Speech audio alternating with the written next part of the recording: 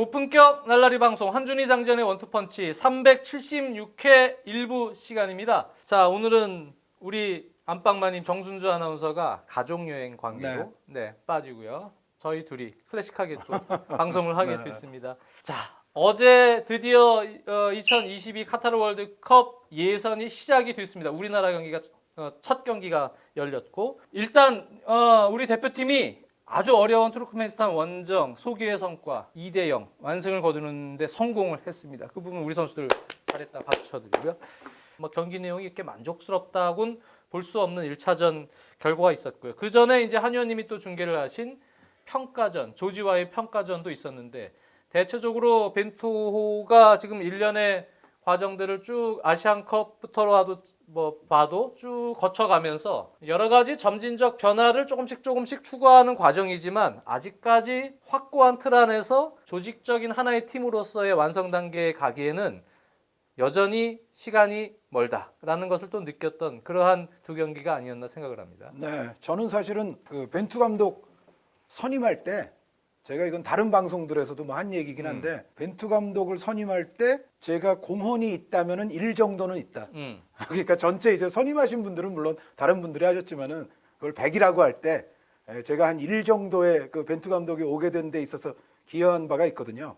그래서 항상 책임감도 한 1 정도는 항상 느끼고 있는데, 여기서는 뭐 잘 된 거보다는 아무래도 좀 안 된 것들을 얘기해야 되지 않습니까? 안 된 거를 얘기를 하자면, 과연 우리가 지금 이 순간 현재까지 확고한 플랜 A가 있느냐에 대해서도 저는 약간 의심하게 됐어요. 이 경기를 보면서. 그러니까 장 의원님께서 그날 이제 경기 중에도 설명을 잘 해주셨지만은, 우리가 시작할 때는 이른바 4-3-3 포메이션으로 출발을 했잖아요. 그렇죠. 4-1-4-1로 봐도 되고요. 손흥민 선수, 나상호 선수를 좀 더 포워드처럼 본다면 이제 4-3-3에 가깝고, 이제 그런 포진으로 출발을 했는데, 일단 이게 좀 잘 들어맞는 것처럼 보였습니다.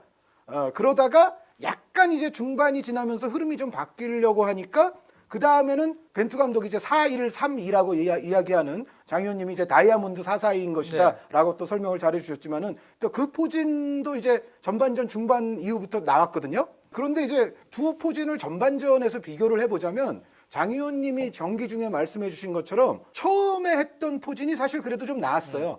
그리고 그 처음에 했던 포진 상황에서 나상호 선수의 골도 우리가 얻어냈고, 그런데 이 두 포메이션의 차이를 제가 좀 봤을 때는 이런 것 같습니다. 4-3-3 포메이션이 됐을 때는 기본적으로 측면에 있는 윙포워드, 아래쪽에서 올라오는 풀백, 그리고 중앙에 있는 미드필더 중에 한 명, 예를 들어 왼쪽이면 뭐 이재성 선수, 오른쪽이면 황인범 선수, 이런 식으로 해서 4-3-3 포메이션 내지는 뭐 4-1-4-1이 됐을 때는 측면 공간에서 3명의 선수가 유기적인 연계를 할 수 있는 상황들이 꽤 나왔어요. 그래도 그래서 장 의원님이 해설에서 말씀해 주신 것처럼 처음에 측면에서 우리가 좀 날카롭게, 상대적으로 투르크메니스탄은 우리가 측면에서 그 정도 공격을 하리라고는 조금 예상하지 못한 것도 같고, 이제 그래서 초반에 좀 좋은 흐름을 가져올 수 있었는데, 요게 이제 하다가 조금 이제 느슨해지고 또 빌드업이 좀 안 되는 것 같고 하다 보니까는 나중에는 이제 그 다이아몬드 4-4-2 형태로 바꿨잖아요. 근데 막상 그거를 해보니까 어떤 문제가 발생하냐면, 다이아몬드 4-4-2처럼 나왔을 때는 측면 공간에서 이제 중앙 미드필더 한 명과, 측면 쪽에 약간 포진해 있는 중앙 미드필더 한 명과 풀백 간의 유기적인 연계는 어느 정도는 가능한데, 이게 그러니까 첫 번째 포메이션과 무슨 차이가 벌어지냐면, 첫 번째 포메이션일 때는 측면 쪽에서 3명 간의 연계가 일어날 수가 있었는데, 이 두 번째 포메이션이 됐을 때는 2명 간의 연계밖에는 사실 잘 안 되다 보니까는 그 측면 쪽에서의 장점도 오히려 좀 죽어버리더라고요.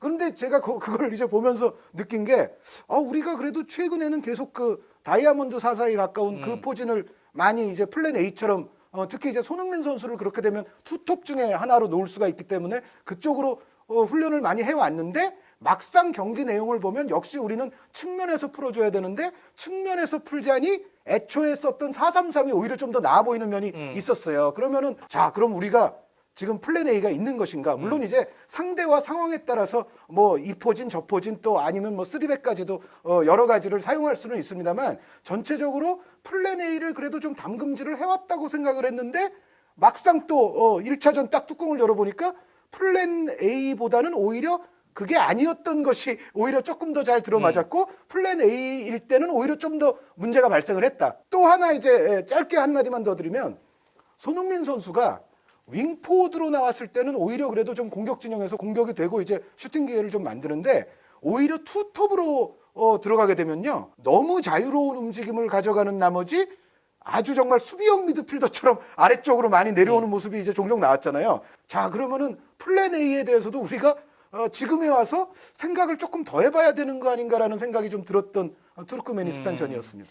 뭐 저도 이 경기에 대해서는 한 의원님과 비슷한 생각입니다. 뭐 사실 밀집 수비를 뚫기 위해서 어떤 것이 정답이라고 얘기할 수는 없어요. 상대가 4백 밸런스에 4명의 미드필더를 놓고 4-4-1-1 또는 4-4-2처럼 두 줄 수비를 네. 펼칠 때는 사이드 쪽에서 이날 4-1-4-1처럼 측면 수비수까지 들어간 3명의 트라이앵글 연계 플레이에서 좁은 공간을 창출하는 그러한 조직적인 것이 확률적으로는 조금 더 확률 높은 골을 만들어낼 수 있는 연계 작용으로 나올 수는 있습니다. 그래서 아마도 경기 전에 우리 대표팀도 짧은 시간이지만 패스 앤 무브먼트를 트라이앵글 형태로 계속 유지하는 그런 훈련들을 조금 하고 이 경기를 대비를 했습니다. 그래서 측면에서 4-1-4-1일 때 왼쪽은 김진수의 오바렛과 손흥민, 이재성 3명, 오른쪽은 나상호, 이용의 오바렛, 황인범 이 3명이 이제 트라이앵글 형태로 상대 배우 측면 배우 뒷공간을 공략하라는 노력이었는데 몇 차례 성공이 되긴 했어요. 그래서 그 공간에서 찬스를 잡았지만 마무리 크로스의 부재. 네. 또는 측면에서 얼리 크로스가 잘 들어갔을 때 황의조 선수의 결정적 찬스에서의 실패 뭐 이런 것들이 연기가 되면서 득점에는 실패가 됐지만 저는 큰 틀에서 이렇게 보고 싶습니다. 지금 우리가 플랜 A가 뭐냐 플랜 B가 뭐냐가 중요한 것이 아니고 예전에는 4-2-3-1이 주된 포메이션 아니었겠어요? 그러다가 이제 아시안컵 지나고 나서 우리가 다이아몬드 4-4-2라고 하는 이러한 전술을 또 많이 플랜 A로 가동을 했습니다. 그리고 또 이날은 4-1-4-1 전형을 가동을 했고 그 전에 우리가 중간중간 실험을 해봤던 아시안컵 직전에 사우디와의 평가전 때 황희찬을 윙백으로 놓았던 3백 운영. 어떻게 보면 상당히 비대칭적이면서도 공격적인 3백 운영이죠. 그리고 6월 달에 있었던 이란과의 평가전 전에 부산에서 있었던 호주와의 평가전 때 또 3백. 네. 한 명의 홀딩 미드필더를 놓고. 네, 근데 호주의 압박에 우리가 엄청나게 고선을 하면서 경기는 좋지 않았던 그날이 있었고 한 의원님이 중계했던 이번에 조지와의 평가전 3백 실험까지. 우리가 크게 봤을 때는 4가지 패턴의 경기 운영 실험을 했는데 엄밀히 얘기하면은 사실 이 4가지 전술이 모두 항상 어느 정도 고착화된 베스트 11 체제로 담금질이 돼서 거기서 계속 그 전술로 조직력을 맞춰본 그런 상황은 나오질 못했습니다. 네. 선수들도 계속 부분적으로 바뀌고 또 전술 운영도 지금 무언가 하나가 딱 고착돼서 딱 담금질을 들어간 게 아니고 계속 무언가 변화가 되고 같은 전술도 경기 기복이 생기고 그런 경우들이 많이 보였어요. 그래서 우리가 앞으로 이제 2차 예선에서 북한, 레바논, 물론 스리랑카는 약체입니다. 그 경기는 두 경기는 아마 다 이길 거라고 저는 보지만 북한과 레바논전을 대비해서 또 최종 예선까지 대비한다면 지금 예를 들어서 황의조 선수를 최전방 원톱에 놨을 때 이럴 때는 확실하게 측면에서 완전히 공간을 뚫어서 황의조 선수에게 전달돼서 황의조가 득점할 수 있는 패턴으로 만들어줘야 되고 또 손흥민 선수가 다이아몬드 4-4-2 전형에서 투톱으로 들어갔을 때는 손흥민 선수가 박스 페널티 에리어 근처에서 골을 좀 많이 넣을 수 있게끔 중앙과 측면에서 경기 지원이 이루어져야 되는데요. 근데 두 가지 전술에서 모두 황의조 선수가 조금 그날처럼 결정력이 떨어지는 날 손흥민 선수가 좀 넣어줘야 되는 그런 흐름이 그렇죠. 필요했을 때 네. 손흥민 선수를 살려줄 수 있는 전술이 두 가지 전술에서도 다 나오질 않았다는 점. 앞으로 우리가 중요한 경기들을 남겨놓고 특히 좀 어려운 그런 상황에 놓여 있을 때 해결사 역할을 수행해 줄 때 좀 문제가 되지 않을까. 그래서 이날 득점은 나상호 선수는 수비 클리어링 때 상대가 확실히 걷어내지 못한 공을 바로 리바운드 골로 넣었고 근데 그건 아주 잘 쳤어요. 잘 찼죠 네. 물론. 근데 그것도 우리가 완전히 조직적으로 이렇게 만들어가서 넣었던 패턴은 아니었거든요. 이용 선수 크로스가 조금 낮고 짧게 상대가 들어온 게 처리가 잘 안 됐기 때문에. 상대 어떻게 보면 약간 미스였죠. 그것을 우리가 활용했고 두 번째 득점은 프리킥 득점이었어요. 근데 우리가 이번에 준비했던 전술로 완전히 만들어서 나온 득점은 없었다. 그러니까 기본적으로는 저는 첫 번째가 플랜 A가 어떤 것이 됐던 간에 일단 우리 빈투 감독은 하나의 전술 본인이 좋아하는 전술의 운영의 틀을 딱 놓고 거기에 이제 우리 선수들이 이렇게 맞춰가려고 그러는데요. 제 생각엔요. 지금 플랜 A를 정하는 가장 좋은 방법은 황희찬 선수가 오스트리아에서 폼이 좋으니까 황희찬 선수를 어떻게 살려보려고 조지아전에 윙백처럼 기용도 해보긴 했잖아요. 현재 대한민국에서 가장 좋은 폼을 가지고 있고 현재 기량이 가장 충만해 있는 선수가 누군가를 일단 1차적으로 선별을 하고 그 선수들이 공격진이 너무 많으면 약간의 전술적으로 정리는 할 필요가 있겠지만 그 선에서 그 선수들의 성향에 맞는 또 그 선수들이 소속팀에서 잘 뛰고 있는 그러한 전술로 최대한 맞춰주는 것이 필요하다. 거기서 플랜 A가 나와야 된다라는 것이 저는 1차적인 생각이고 두 번째는 우리가 아시아 팀을 상대로 너무 선수들이 빌드업 만들려고 그러는데 근데 그렇게 만들려는 축구들이 오히려 과거의 아시아 팀들을 상대로 우리가 좀 골을 넣었던 패턴들을 보면 아기자기하게 이렇게 만들어서 넣었던 골이 많지가 않아요. 다득점을 했던 경기도요. 조금 적극적이고 조금 터프하지만 저돌적으로 공간으로 들어가고 공을 투입하고 거기서 조금 미진하더라도 세컨볼이 나오고 첫 골이 그렇게 나온 거잖아요. 그렇죠. 사실은. 우당탕탕 하다가 거기서 다시 볼을 뺏어내고 그러면서 상대가 수비가 조금 혼란스러울 때 또 거기서 부서서 골을 넣는 상대가 잘 수비가 정비된 상황에서 우리도 아주 정비된 패턴으로 들어가서 골을 넣는 경우는 제 역대 아시아 예선 골들을 기억을 보면요 거의 없습니다. 근데 그러니까 앞으로는 좀 더 정비된 패턴으로 넣는 것도 할 줄 알아야 할 되는 줄 알아야죠. 거 아닐까요? 할 줄 알아야죠. 그러니까 네. 그걸 기본으로 하되 그게 안 될 경우에 이날도 뭔가 경기가 좀 안 풀리고 답답하면 선수들이 조금 더 적극적으로 중앙 미드필더들도 중거리 슈팅도 좀 과감하게 찬스만 나오면 때릴 수 있도록 준비를 하고 세컨볼도 좀 강하게 부딪혀서 압박을 해서 거기서부터 다시 수비를 하고 하는 그런 좀 맛이 좀 떨어지는 것 같아요. 예전에 비해서. 그래서 제가 생각하는 거는 우리 선수들이 너무 예쁘게 축구를 하려고 한다. 지금 아시아 팀들을 상대로는 우리는 과거의 선배들을 보면 그렇게 축구에서는 상당히 좀 답답한 운영이 됐던 경우가 많기 때문에 조금 더 터프하게 갈 줄 알아야 된다. 특히 중앙 미드필더들이 너무 볼을 돌리려고만 하는데 뒤로 나와서 중앙 미드필더들의 공격 가담, 박스 안쪽으로의 가담도 아주 적극적으로 가고 도전적인 패스들을 많이 하고 그게 설사 살아서 역습으로 허용이 되더라도 우리는 거기서 다시 한번 끊었을 때 오히려 더 찬스를 나올 수 있는 공간이 생기고요. 이번에도 보니까 후반에 특히 역습 찬스들이 조금 나오는데 이게 역습이 전혀 우리는 준비가 안 돼 있어요. 패턴이 보면은. 빌드업 연습만 했지 빠르게 전환했을 때 득점 확률이 훨씬 높습니다. 아시아 예선을 치를 때는. 아니 전 세계 축구에서 다 그렇죠. 그거는. 그렇죠. 벤투에서는 그 연습이 제가 보면 좀 너무 부족한 것 같아요. 손흥민 선수도 그렇고 우리 뒷공간을 움직여주는 공격수들의 역량이 좋은 팀인데 그런 선수들의 역량을 전혀 살리지 못하는 전환, 역습 이런 것들은 우리가 오히려 빌드업보다 더 아시아 팀들을 상대로 할 땐 연습을 더 많이 해야 된다. 그런 패턴들이 좀 너무 부족하지 않나. 그리고 마지막으로는 김신욱입니다.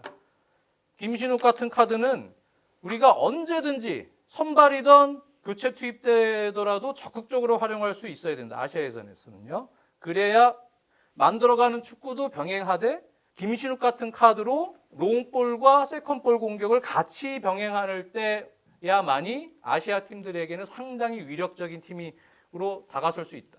라고 저는 생각하기 때문에 같은 패턴으로 계속 들어가 봐야 패스 횟수는 많지만 결국은 크로스를 올리고 이러한 패턴으로 가면 우리가 예전에 몰디브한테도 원정 가서 몰디브 쇼크가 있었죠. 못 놓고 비겼듯이요. 그런 축구 결과가 나올 수도 있다는 얘기예요. 장 의원님이 뭐 제가 더 이상 얘기할 게 없을 정도로 지금 자세하게 설명을 해주셨는데 저는 또 이제 조지아전, 투르크메니스탄전을 보면서 느낀 거 한 두 가지만 더 제가 첨가하겠습니다. 결국에 가서는 역시 대한민국 대표팀은 예전 전통도 좀 그렇지만 측면이 굉장히 중요하더라. 결국 제가 아까 측면에 3명 있을 때가 2명 있을 때보다 그래도 빌드업이 잘 되더라. 뭐 이제 그런 얘기도 처음에 드렸습니다만 그럼에도 불구하고 우리가 중앙 쪽에서 만드는 게 너무 없는 거 아니냐라는 생각은 지울 수가 없어요. 그러니까 거기에는 이제 장 의원님 말씀처럼 정말 중앙 미드필더들이 좀 더 적극적인 침투 아니면 뭐 중거리포 이런 상황도 또 만들어야 되지만 전체적으로 이 적극성과 더불어서 중앙 쪽에서의 약간 창의성이 지금보다는 조금 더 올라갔으면 좋겠다라는 생각이 들거든요. 그러니까 나름 뭐 조지아전에서 명과 암이 있기는 했지만 저는 이강인 같은 선수가 성인 대표팀의 중앙 미드필드 자리에서도 조금 자리를 잡는 시간이 이제 빨리 와야 되지 않나. 물론 이제 이강인 선수는 지금 발렌시아에서도 많이 못 뛰고 있다는 여러 가지 그런 문제는 있습니다만, 그럼에도 중앙 쪽에 이강인 같은 스타일의 선수가 한 명 와야만이 측면에만 이용 선수에게만 일변도로 의존하는 그 빌드업 말고도 뭔가 중앙 쪽에서도 상황을 만들어낼 수 있는 그런 장면이 나올 수가 있지 않을까. 그래서 우리 대표팀에서는 빨리 좀 올라섰으면 하는 선수다라는 제 개인적인 느낌을 말씀을 드리고, 그리고 이제 마지막으로 제가 말씀드릴 거는 이번 두 경기에서 공통적으로 또 느낀 거예요. 뭐냐면 상대가 강렬하고 조직적인 압박을 순간적으로 수행해 올 때 우리가 너무 약해요. 뭐 조지아전도 그랬습니다만, 조지아는 사실 뭐 투르크메니스탄보다는 뭐 한두 수 위의 팀이니까 뭐 그렇다 손 치더라도, 투르크메니스탄전에서도 우리가 후반전 초반부에 상당히 위태위태했었잖아요. 근데 그럴 때 보면 상대가 어느 정도 선에서 내려와 있을 때는 우리가 우리 진영에서는 적어도 빌드업 하는데 순조롭게 아무 지장이 없기 때문에 그럴 때는 그냥 무난하게 올라가는 것처럼 보이지만, 상대가 이제 우리도 골을 넣어야 되겠어 그러면서 순간적으로 압박으로 달려드는 그런 흐름이 있지 않습니까? 거기서는 우리가 여전히 탈압박에 있어서 미숙한 모습들이 나오고, 볼을 가지고 있는 동료들에게 빠르게 좀 접근해주면서 패스할 수 있는 경로를 자꾸 여러 개를 열어줘야 되는데, 그런 움직임이 부족하다 보니까 이게 줄 곳이 마땅치 않고, 그 상황에서 협력 압박 당해가지고 뺏겨서 이제 바로 위기 상황 초래되고, 아니면은 조금 멈칫 어디 줄까 하다가 이제 패스하다가 또 패스가 또 미스샷이 나고, 이런 상황이 반복이 되면서 투르크메니스탄의 압박에도 우리가 순간적인 압박을 당할 때는 상당히 고전을 할 수 있구나 라는 거를 저는 또 느꼈어요. 그래서 우리 선수들의 뭐 장기적으로 봐서는 개인적인 탈압박 능력이 더 늘어나야 되겠지만, 당장 그게 뭐 이루어지지 않더라도 적어도 볼을 좀 더 잘 지킬 수 있는 선수가 그래도 약간 더 들어가줘야 되지 않냐, 선발 라인업에. 그런 생각이 있고, 말씀드렸던 대로 볼을 지닌 선수 주변으로 패스 각도를 효율적으로 열어주는 움직임을 주변 동료들이 빠르게 좀 해줄 필요가 있어요. 조지아전에서도 그게 안 되니까 자꾸 뺏겨가지고 이제 어려움에 봉착을 했었는데, 투르크메니스탄은 조지아만큼의 전력은 아니었지만 여전히 그 위험성들이 있었거든요. 그래서 볼을 지니지 않은 선수들이 빨리빨리 움직여서 좋은 공간에서 패스 각도를 좀 여러 가지 선택지를 만들어줄 수 있는 그런 움직임이 우리가 기본적으로 그게 장착이 돼야만이 투르크메니스탄전 같이 위험한 상황들을 그렇죠. 덜 줄 수 있다, 이런 말씀을 드리고 싶어요. 그러니까 벤투가 롱볼보다는 짧게 만들어가는 1차 빌드업, 짧은 패스의 빌드업을 원합니다. 네, 제가 사실 이번 투르크메니스탄전도 보면서도 느낀 점은 조금 아이러니한 건, 그러한 도전적인 시도, 그런 용기는 좋아요. 네, 그래서 짧게 패스를 하는데, 근데 그런 용기는 있는데 왜 센터백들은 더 라인을 좁혀서 들어올 만한 용기는 없습니까? 그러니까 패스 네. 플레이가 잘 되려면 기본적으로 간격이 그러니까. 컴팩트한 게 네. 필요하죠. 네. 그러니까 오히려 유럽에 있는 팀들이 1차 빌드업을 그런 숏 패스 빌드업으로 나갈 때 중요한 부분은 간격 유지가 현대 축구에서 매우 중요합니다. 강팀들이 1차 빌드업을 할 때. 근데 우리는 느낌이 센터백들은 짧은 패스를 하는 용기는 있는데, 근데 라인을 끌고 들어올 만한 용기는 또 없어요. 엉덩이는 또 약간 뒤로 빠져 있단 말이에요. 그러면서 또 짧은 패스 나갑니다. 그게 제일 제가 보면 위험한 거예요. 이 선수들이 앞에 황인범이나 이재성이나 이런 선수들이 정우영 선수를 도와주러 빨리 오는 것도 중요하지만, 상황이 여의치 않을 때는, 공간이 좀 생겼을 때 센터백들이 센터백도 도와줘야죠. 예, 전진해서 간격을 좁혀서 또 앞쪽으로 바로 전진 패스를 넣어줄 수 있는 그런 것도 필요합니다. 근데 우리는 짧은 패스는 감독이 하라고 하니 빅패스 빌드업은 하는데,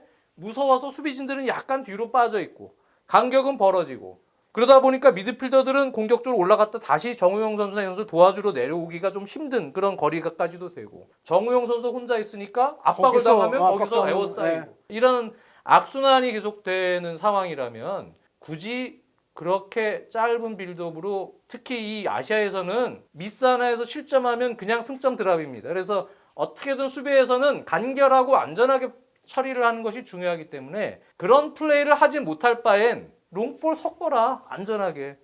왜 무리하게 쇼패스 가느냐. 안전하게 처리를 해라. 넘겨서 밀고 들어가라, 라인. 거기서 세컨볼 봐라. 그게 더 오히려 리스크를 줄이는 방법이 아닐까 저는 생각이 들고, 이번에도 투르크메니스탄전에도 뭐 손흥민 선수가 열심히 스프린트해서 한 수비 2개 해주고, 또 역습 찬스에서 우리가 위험한 장면들이 있었는데, 이게 다른 팀 같으면 제가 보면 한두 개 먹었어요. 특히 후반 초중반 그렇죠. 흐름에서. 네. 그러니까 그런 위험성을 우리는 좀 제거할 수 있어야 된다. 네, 그게 없으면은 분명히 조금 레벨이 높은 팀들에게는 승점을 드랍할 가능성이 상당히 높은 그런 부분들이 분명히 보였습니다. 그러니까 우리가 2차에서는 정말 제가 예전에 조 나왔을 때도 원투펀치에서 제가 그 말씀 드린 것 같은데 저는 이번 2차에서는 거의 8승에 가까운 성적이 나야 되고 슈틸리케 감독 때도 8승 했잖아요.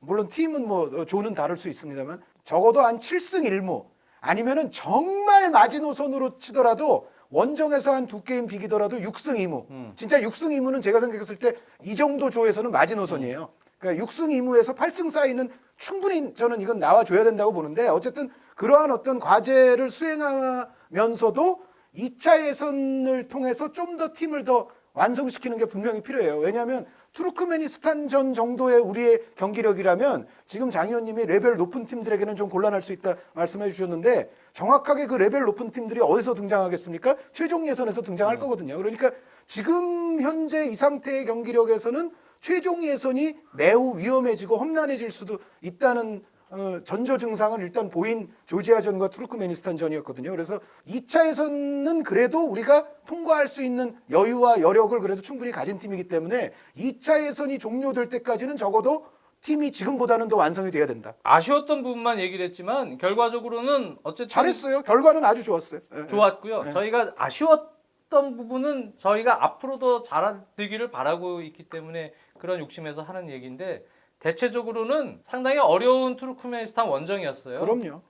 여러 가지 환경이나 또 원정에서의 시차나 그런 것들이 어려운 여건에서 지금 소기의 성과 2대0이라는 결과를 낸 부분에 대해서는 대표팀에게 박수를 보내야 됩니다. 정말 잘한 부분인데 거기 약간 한 마디만 더 드리면 이란과 일본을 우리가 좀 신경을 아무래도 좀 쓸 수밖에 없는데 이란과 일본도 상대적으로 약체인 팀들 원정 가서 2대0으로 다 2대0이었어요. 네. 그러니까 뭐 아시아에서 탑 클래스 팀이라 할지라도 사실 이런 월드컵 예선 이제 본격적으로 시작하는데 1차전인데 게다가 원정 여기서 뭐 엄청나게 대량 득점하는 거 그렇게 쉽지 않고 제 생각에는 일단 2대0이라는 결과 자체는 충분히 박수 쳐줄 만하다고 저도 생각을 해요. 근데 다만 이제 내용적인 측면에서 앞으로 또 우리는 최종 예선을 가야 되기 때문에 이제 그런 말씀을 드리는 그렇습니다. 거죠. 자, 승부 예측 시간입니다. 지난 회차 승부 예측은 가슴이 아픕니다. 한 의원님이 정순주마님 들어온 이후로 첫 올꽝. 기록적입니다. 쿨리발리. 쿨리발리 선수 제가 다시는 칭찬 안 할 가능성도 있습니다. 네, 쿨리발리 선수 잘 기억해 두세요. 네. 이번 회차 승부 예측을 가보겠습니다.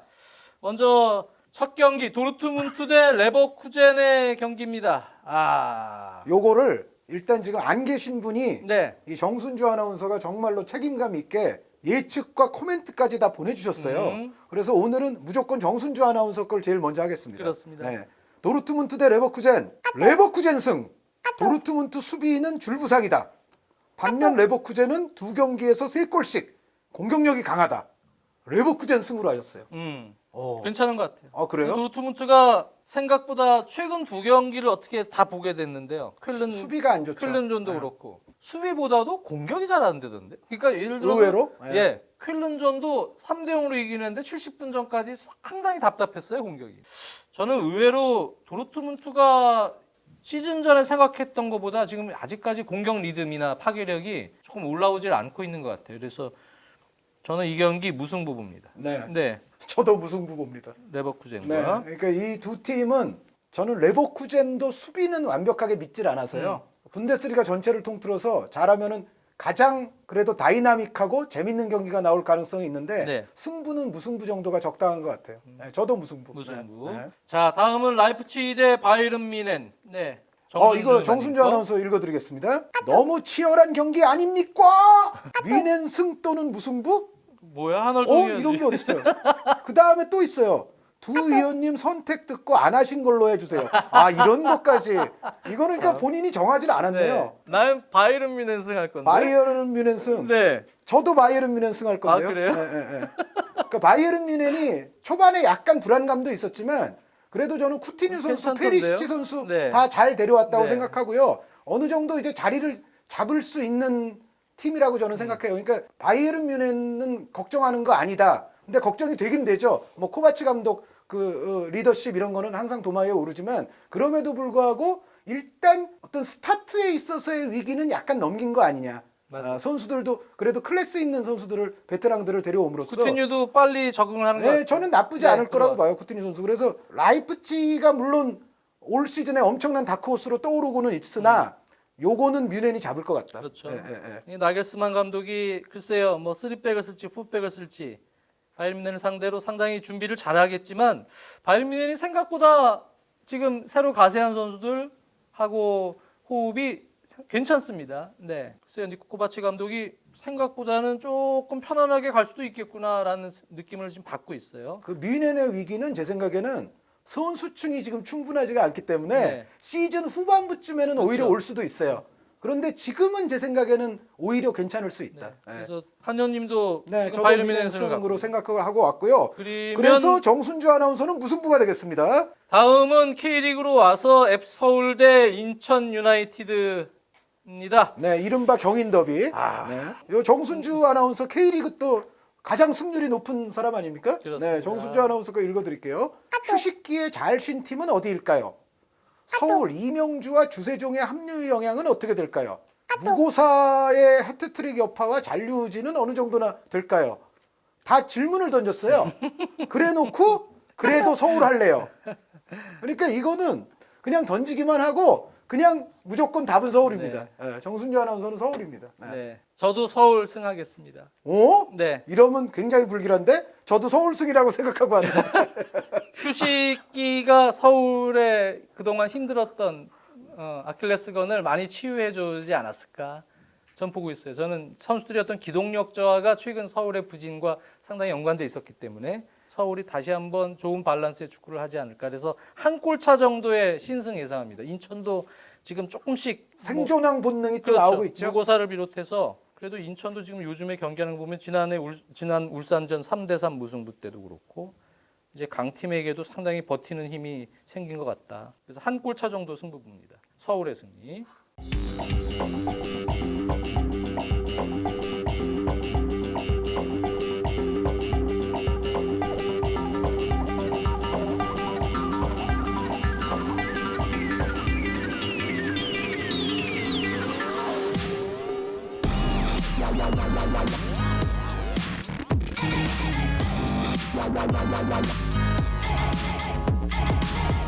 이렇게 376회 벤투호 투르크메니스탄전 리뷰와 벤투호에 대한 생각을 이야기를 해봤고 승부 예측까지 나눠봤습니다. 376회 2부에서는요 챔피언스리그 본선이 이제 시작이 됩니다. 네. 그래서 32강 본선을 앞두고 저희가 챔피언스리그 전체 조편성에 대한 한번 프리뷰를 해보겠습니다. 2부에서 뵙겠습니다.